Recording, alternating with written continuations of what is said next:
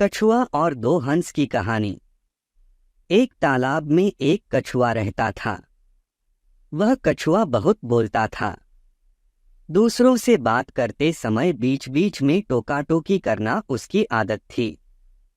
एक दिन दो हंस उस तालाब में उतरे। उन्हें तालाब के आसपास का वातावरण बहुत अच्छा लगा। उसके बाद से वे हर रोज वहां आने लगे। कछुआ उन्हें हर रोज देखता। एक दिन उसने उन दोनों हंसों से बात की। वे उसे दोनों भले और अच्छे लगे। फिर उनमें अच्छी दोस्ती हो गई। हंस रोज तालाब में आते और कछुए से मिलते। फिर तीनों मिलकर नई प्रकार की बातें करते।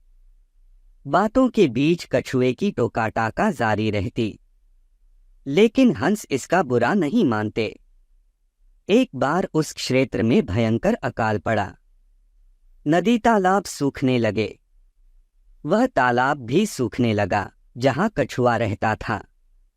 एक शाम जब हंस उससे मिलने आए तो उसे बताया कि वे दोनों वह स्थान छोड़कर थोड़ी सी दूर स्थित एक अन्य झील पर जा रहे हैं जिसमें बहुत पानी है।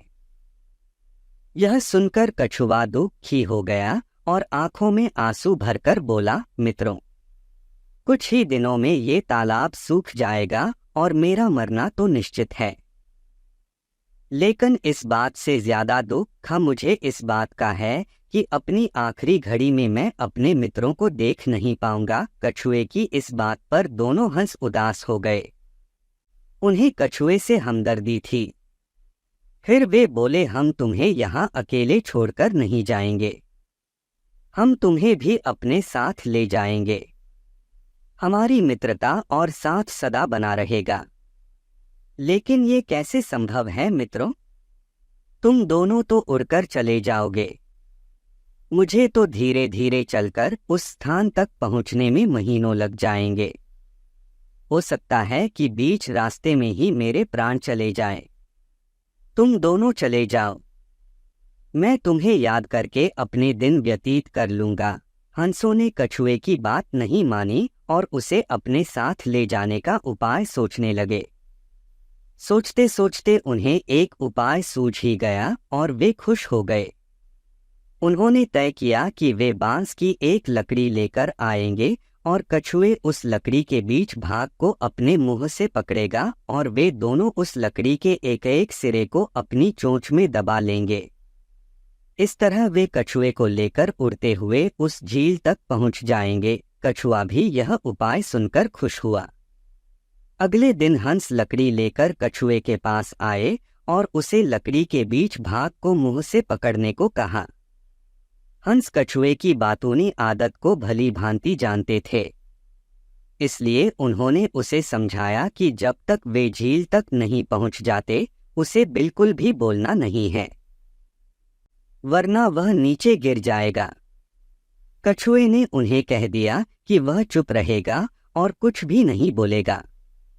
इसके बाद कछुए ने लकड़ी के बीच के भाग को मजबूती से पकड़ लिया और हंस लकड़ी के दोनों सिरों को चोंच में दबाकर आकाश में उड़ने लगे। उड़ते उड़ते वे एक कस्बे के ऊपर से गुजरे। तभी किसी ने आसमान के उस विचित्र नज़ारे को देख लिया। वह दूसरे लोगों को बताने लगा, देखो आसमान में कछुआ उड़ रहा है। एक मुंह से दूसरे मुंह होते हुए ये बात पूरे कस्बे में फैल गई। लोग घरों के बाहर निकल आए और शोर मचाने लगे। यह शोर सुन कछुए से रहा नहीं गया और वह हंसों से बोला, ये लोग हमें देख इतना शोर क्यों मचा रहे हैं? बोलते ही कछुए के मुंह से लकड़ी छूट गई और वह सीधे जमीन से आ टकराया। जमीन से टकराते ही उसके प्राण पखेरु उड़ गए। सिख, वक्त की नज़ाकत को देखकर ही मुंह खोलना चाहिए।